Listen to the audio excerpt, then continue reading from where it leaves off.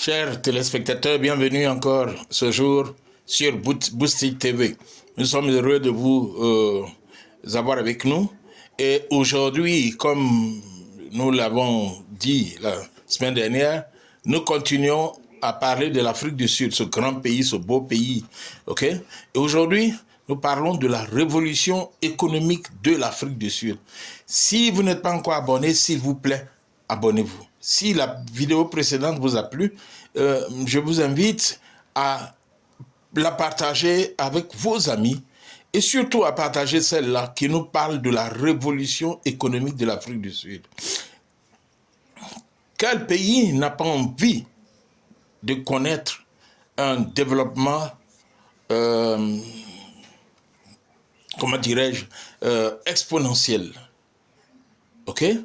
Et l'Afrique du Sud est un exemple que nous allons voir et que nous devons suivre et que tous les pays devraient suivre, que la population de nos différents pays d'Afrique devrait suivre.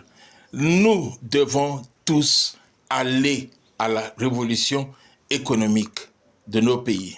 Eh bien, nous avons donc vu que l'Afrique du Sud a une belle histoire, une très belle histoire. Et ce pays est un pays très riche, où les populations autochtones, comme nous l'avons vu la semaine dernière, ont rencontré au fil du temps des ethnies venues d'Afrique centrale et orientale, et ensuite venues d'Europe. Ce pays magique qui a su puiser dans la richesse de sa diversité une puissante source de réconciliation. Ok? Je ne vais pas revenir sur l'apartheid. Très bien. Cette hétérogénéité, autrefois source de conflits, mais aujourd'hui à l'origine d'une grande richesse, a valu à l'Afrique du Sud son surnom de nation arc-en-ciel. Le 31 mai 1961, la République d'Afrique du Sud, totalement indépendante, est proclamée.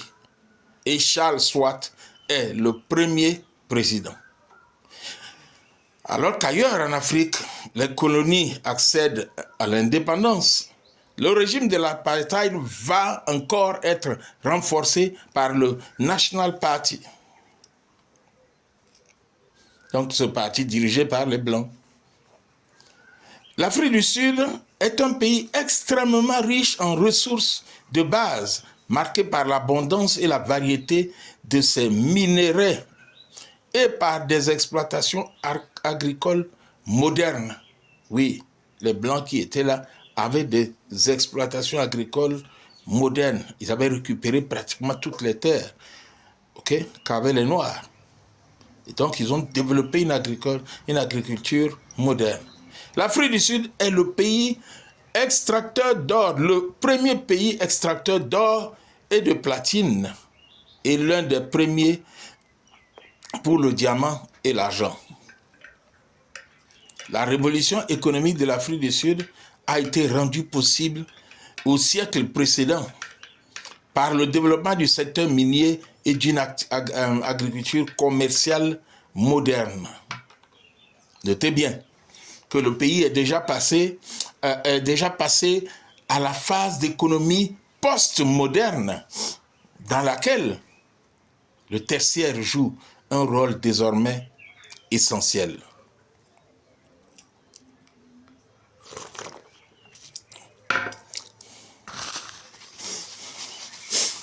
En 2022, l'Afrique du Sud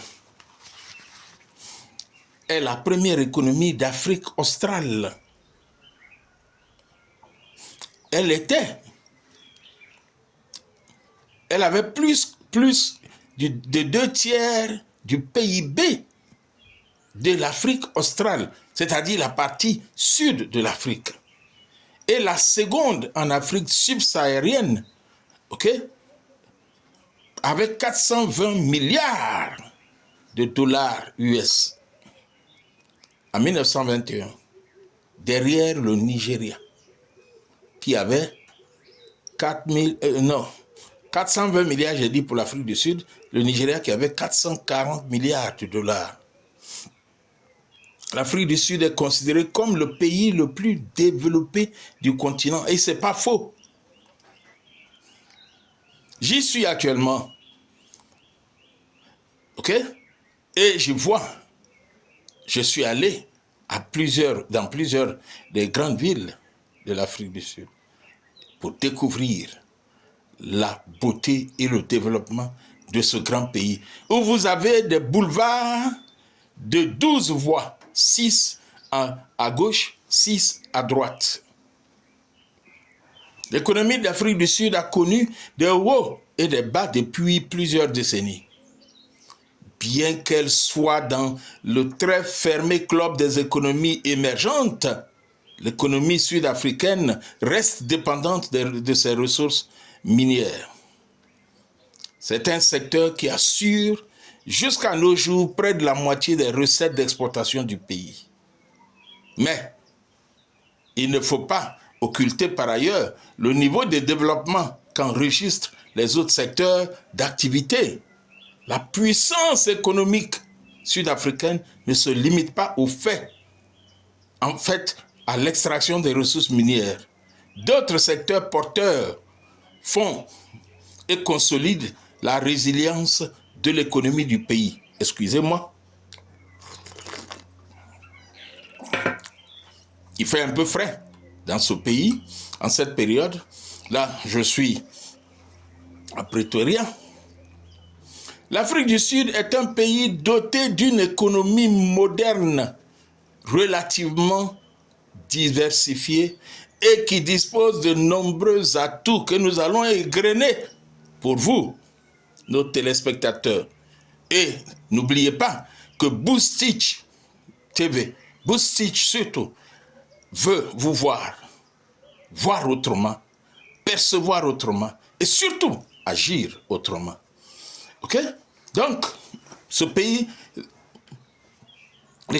son économie moderne dispose de nombreux atouts. Alors, allons-y. Des ressources minérales naturelles abondantes. Une agriculture commerciale performante. 3% du PIB en moyenne entre 2019 et 2020. Une industrie manufacturière puissante, compétitive et intégrée dans la chaîne de valeur qui fait environ 12% du PIB, automobile notamment. Vous voyez, contrairement à beaucoup de pays africains, l'Afrique du Sud développe son industrie et elle a une industrie puissante. Elle fabrique des voitures. Un secteur de services avancés dont le secteur financier solide et sophistiqué avec environ 23% du PIB. Des infrastructures de qualité, j'ai parlé des routes, de très bonnes routes. Et des institutions judiciaires fortes et indépendante. L'économie de ce pays, ce beau pays, reste relativement dépendante de l'industrie minière, même si ce secteur tend à diminuer. 5% du PIB, ok? Or, platine, diamant, ferrochrome, charbon, etc. L'Afrique du Sud bénéficie d'un sous-sol particulièrement riche en ressources naturelles, très demandé par l'industrie dans le monde entier. Ce secteur minier traverse une phase de crise, en particulier au niveau de la distribution trop irrégulière de l'électricité. Nous la vivons ici d'ailleurs, okay, où nous avons souvent des interruptions d'électricité. L'électricité est un besoin vital pour ce vaste système minier. Un effort donc a besoin d'être fait dans ce domaine. Et l'Afrique du Sud a fait appel à des investisseurs, ok, pour intervenir dans ce domaine minier. dans le domaine de l'énergie. L'or demeure la première richesse du pays, grâce notamment aux mines de Witwatersrand. Witwatersrand. Ok? Je répète, Witwatersrand. Pour pallier son manque de pétrole, surtout au temps de l'apartheid, où elle redoutait qu'elle ait des sanctions économiques, l'Afrique du Sud s'est lancée dans la fabrication de pétrole synthétique à partir du charbon liquéfié. Ah, vous voyez, elle a pris de l'avance. Il ne faut pas qu'un jour, on nous dise, on ne nous livre plus du pétrole. Et pour ça, elle a fabriqué son pétrole. Elle a synthétisé son pétrole à partir du charbon liquéfié. Ça veut dire que l'Afrique du Sud a réfléchi à une solution au problème qu'elle pourrait avoir si jamais on lui disait vous n'allez plus commercer avec les pays, vous n'allez plus pouvoir importer avec tel pays, vous êtes sous embargo de ceci ou de cela. De grands programmes d'infrastructures ont ainsi été mis en place et la part du commerce interrégional dans les échanges progresse pour atteindre près de 25%. En moyenne, le salaire moyen en Afrique du Sud est de 1000 euros.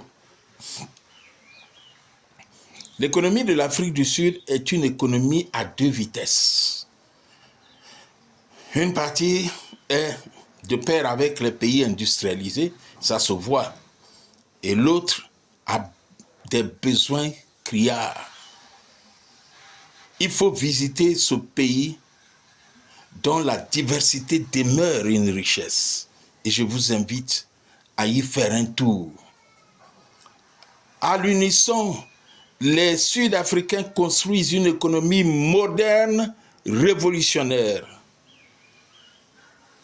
La preuve, elle est l'un des pays fondateurs du monde multipolaire avec les BRICS.